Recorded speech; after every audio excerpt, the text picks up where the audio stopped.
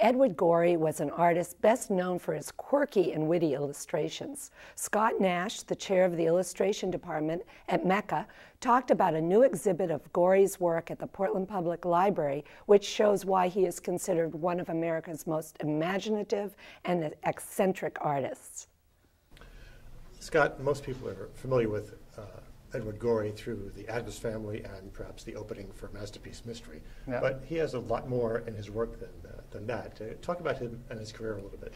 Yeah, he does have a reputation for being rather macabre and actually is associated with horror to some degree, largely because of his sets for Dracula, the book that he did that was particularly popular called The Gashly Crumb Tinies, where horrible things happen to little kids.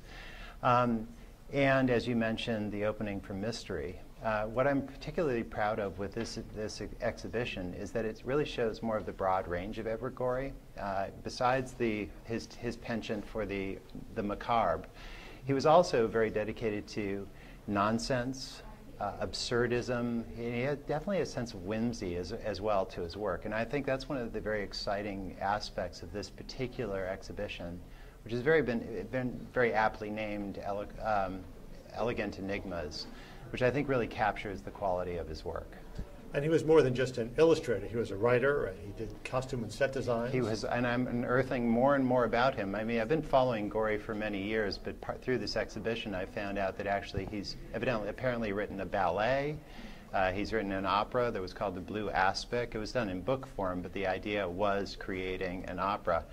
He was essentially an extremely well-read man, and he was a voracious reader, really interested in various forms of culture, not just high culture, but low culture as well. And you see that as sort of a mashup in a lot of the work that he does.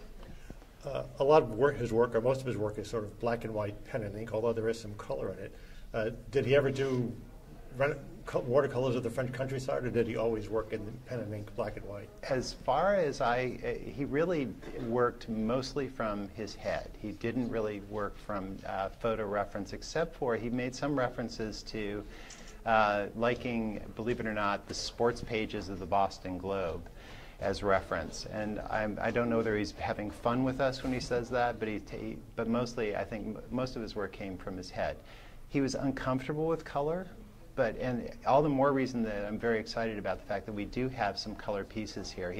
We have images of his set designs for the Mikado, which are beautiful, colorful. He actually uses, I mean, it's done in his sort of style, but brighter colors than we normally associate with Gorey. You have about 180 works here in this exhibit, which is quite extensive. Was it difficult to pick only those 180? It had been curated, and this show has been traveling around a bit, and I'm proud to say that this wonderful space here at the Lewis Gallery, we've only had to cull one piece of his work. It's one cover that he had done back in the 30s that we pulled actually, I'm sorry, it was the 60s, but we actually pulled one cover from the exhibition. Otherwise, it's all here. Many people think that he actually lived in the last century, meaning the 19th century, but he was really a 20th century man. He was definitely a 20th century man. I mean, his influences were everything from, yes, obscure 18th century or 19th century British literature. He was a French major at Harvard, but he also was very interested in television sitcoms, and I found references to his love for things like the animated version of Batman that came out in the 1990s. So it's all there in this work, I think. Sounds like he's quite a Renaissance man. He is a Renaissance man, but also in a modern sense of being a Renaissance man. So having looked at all of these, what are some of your favorites? I have some particular favorites here. One that I'm very excited about is that we have some unfinished works of his. We have sketches, which I think was very generous on the part of the Gorey Trust to include some of those images. We also have an unfinished piece, which is an image from the Blue Aspic, which is fascinating to me from a technical perspective to see how he actually sketched out the drawings.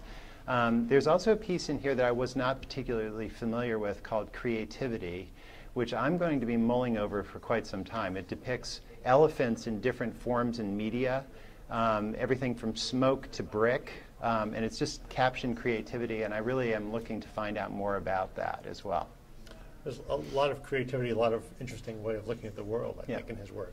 Oh yeah, well, actually it's not You know, it's very similar to the way a lot of artists approach looking at the world. We culled together all sorts of information from different sources, different inspirations, and mix it up in a new way. And that's really what he does. He's just done it in his own sort of particular way, and he did it over the course of many, many, many years.